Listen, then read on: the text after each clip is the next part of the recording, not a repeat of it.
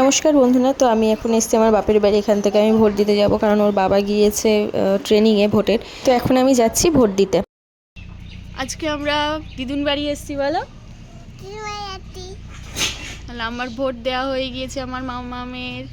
এই যে আমি ভোট দিয়েছি। আমি ভোট দিচ্ছি। তুমি ভোট দাওনি, আমি ভোট দিয়েছি। মাম্মা এখন ভোট দিতে। হ্যাঁ, তো আমি রেডি হয়ে গিয়েছি, দেখতেই পাচ্ছ। তো এখন যাচ্ছি আমি আমার মায়ের সঙ্গে মাসির বাড়িতে। মা বললো অনেক দিন যাইনি। তো বিয়ের পর এর আগে এই যে ভাইফোঁটাটা হলো, তখন ভাইফোঁটা করতে গিয়েছিলাম, আর এখন যাচ্ছি মার সাথে। মা বললো চ এসছি যখন ঘুরে আসি। তো এখন যাচ্ছি আমি মাসির বাড়িতে। তো আমার সাথে এই যে অয়ন্তী, এটা আমার কাকার মেয়ে, আর আমার মেয়ে, আর হচ্ছে আমার মা, এই কজনেই যাচ্ছি। তো আমার মাসির বাড়ির কাছাকাছি আমার দাদুর বাড়ি। তো এপাড়া ওপাড়া। তো দিদার বাড়ি, দাদুর বাড়িতে আর যাবো না। তো ওখান থেকে সোজা মাসির বাড়িতেই যাব। তো এই যে এটা হচ্ছে আমাদের বাড়ির পিছনটা, মানে আমাদের বাড়ির এখানে আগে বাগান ছিল, প্রচুর আম গাছ ছিল, এখন দু একটা আছে। তো একটা গাছেও দেখো আম আসেনি। এবার এমন হয়েছে আমাদের কোনো গাছেই আম আসেনি, শুধু জ্যাঠার একটা গাছ আছে, যেটা লাগিয়েছিল তাতে অল্প কটা এসছে, বাদ বাকি কোনো গাছেই আম আসেনি। তো এই পুরো এরিয়াটা জুড়েই আমাদের বাড়ি। ওই যে সামনে ওইদিকে হচ্ছে জ্যাঠার বাড়ি, কাকিমার বাড়ি। তো এইদিকে পিছনে আমাদের মুখ করে নিয়েছে, ওদিকেও ছিল। তো আগে এখানে কত খেলেছি, বিকেল হলেই এই যে এই জায়গাটায় অনেক বড় উঠোন, তো এখানে খেলতাম আমি, আমার বান্ধবীরা, পাশের বাড়ি কাকারা, জ্যাঠাদের মেয়েরা। এখন সবার বিয়ে হয়ে গিয়েছে, কেউ আর নেই। আর এখন না কাউকে খেলতেও দেখা যায় না, সবাই ফোন নিয়েই ব্যস্ত।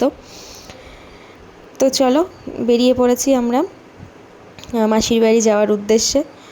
তো দিদার বাড়ি, দাদুর বাড়িতে আর যাবো না। আর আমার দাদু বেঁচেও নেই, আমার দাদু 2 বছর হলো মারা গিয়েছে। তো আমার দিদা আছে, তো দিদার বাড়িতে আর যাবো না। দিদা আসবে বলেছে, মাসির বাড়িতেই যাচ্ছি। তো ওখানে কিছুক্ষণ থেকে তারপর আবার ফিরে আসবো।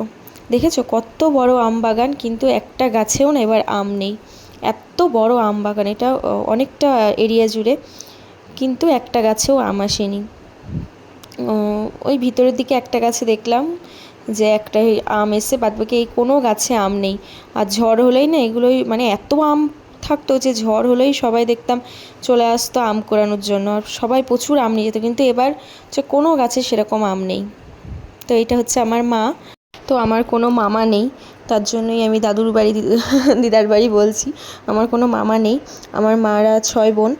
তো হচ্ছে এটা হচ্ছে বড় মাসি, আমি বড় মাসির বাড়ি যাচ্ছি।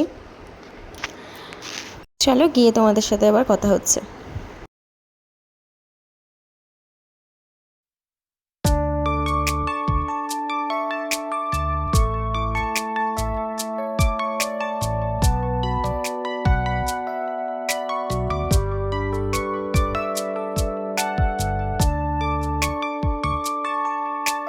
তো বন্ধুরা, অনেকটা মাসির বাড়ি কাছাকাছি চলে এসেছি। তো এই যে নার্সারি, এখান থেকে আগের বার যখন এসেছিলাম তখন হচ্ছে গাছে আঙুর গাছ নিয়ে গেছিলাম, আর আমাদের বাড়িতে যে আম গাছটা আছে সেই আম গাছ নিয়ে গিয়েছিলাম। আঙুর গাছটা খুব সুন্দর বড়ও হয়েছিল, আঙুর ফলও হয়েছিল, কিন্তু আঙুরগুলো না পাকতো না। যে মানুষ সবাই দেখতো আর বলতো যে পাকলে খাবে, কিন্তু কাউকে না দেওয়ার মতো হতো না। তাই জন্য বাবা আঙুর গাছটা কেটে দিয়েছে। আর হচ্ছে আম গাছটা বেশ ভালোই ভালোই হয়েছে, ওটাতে হচ্ছে আম এসেছে। তো এবার হচ্ছে আমাদের গাছে 10-12টা আম এসেছে। তো ওটা যদিও ছোট গাছ। তো এই যে মাসির বাড়ি চলে এসেছি। মাসির বাড়ির পিছনেও প্রচুর আম বাগান আছে। তো চলো দেখি ওই আম গাছে আম এসছে কিনা। তো আগে মাসির বাড়ি আসলেই আমের টাইমে যখনই আসতাম আম পেড়ে নিয়ে যেতাম, আর প্রচুর আম হয় তো মাসিদের বাগান আছে পিছনে। তো পাকলে মাসিরা তাকে দিয়ে আসতো, দাদাও গিয়েও দিয়ে আসতো, বিয়ের পরও গিয়ে দিয়ে এসেছে। তো এটা হচ্ছে আমার দাদার দোকান ঘর। দাদা গ্রিল তৈরির কাজ করে। আর ওই যে ওটা হচ্ছে আমার মাসির বাড়ি।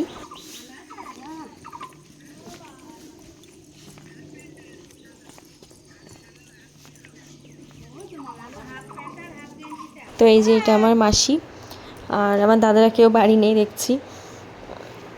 দাদাদের এই বাড়িটা নতুন করেছে। তো আমার বড়দার বিয়ে হয়েছে, ছোটদার এখনও বিয়ে হয়নি। তো চলো দাদাদের ঘরগুলো একটু তোমাদের ঘুরে দেখাই। যদি এখনও কমপ্লিট হয়নি, কেবল গাঁথা হয়েছে, ছাদ দেওয়া হয়েছে, এখনও প্লাস্টার করা হয়নি। তো এটা এই দিকটা হচ্ছে আমার বড়দার ঘর। বৌদি নেই, কারণ বৌদির পুচকু হয়েছে একটা। তো আমার দাদার ছেলে হয়েছে, তো বৌদি বাপের বাড়িতে আছে, এই 2 মাস হলো হয়েছে। তো এই যে বৌদির আলমারির ভেতরে আমার ছবি আছে, ওই যে ছোট্টবেলাকার নাচের ছবি। স্কুলে নেচেছিলাম একবার, তখন ওই ছবি তুলে দাদাদের ঘরে রেখে দিয়েছিল। ছোটোবেলায় মাসির বাড়ি এসে খুব থাকতাম, তখন হচ্ছে ওদের বেড়ার ঘর ছিল, সব ঘর বাড়ি কিছু ছিল না। তো ওইটা হচ্ছে আমার মাসির ঘর, আর এটা এইদিকে হচ্ছে আমার ছোটদার ঘর। আর সিঁড়িঘরের তলায় ওই যে ধান দেখছো, অনেক বস্তা। মাসিদের অনেক জমি জায়গা আছে, তো জমি থেকে এবার অনেক ধান হয়েছে, পাটও হয়েছে, সিঁড়িতে সব লোড করা। তো হচ্ছে এই যে ঘরের সামনে একটা বিশাল বড় জাম গাছ, প্রচুর জাম এসছে, কিন্তু এখন তো পাকার টাইম না। তো প্রচুর জাম এসছে, দাদা বলছে পাকলে দিয়ে আসবো। আর এই যে পিছনটা ওদের প্রচুর আম বাগান ছিল, কিন্তু মাসি বলছে কেটে ফেলেছে। ওই যেদিকে কলা বাগান দেখছো, তো ওইগুলো সব আম বাগান ছিল, তো মাসিরা কেটে ফেলেছে, তো ওখানে কলা বাগান লাগিয়েছে। আর কিছু আম গাছ আছে, কিন্তু একটাও আম আসেনি। মাসি বলছে একটা গাছেও একটাও আম আসেনি। বন্ধুরা, আজকের মতো ব্লগটা এই পর্যন্তই। তো এবার মেয়েকে খাইয়ে বাড়ি যাব। তো ভালো লাগলে অবশ্যই লাইক, কমেন্ট, শেয়ার, সাবস্ক্রাইব করো। দেখা হচ্ছে নতুন একটা দিন, নতুন একটা ব্লগে। ততক্ষণ তোমরা সবাই ভালো থেকো। বাই।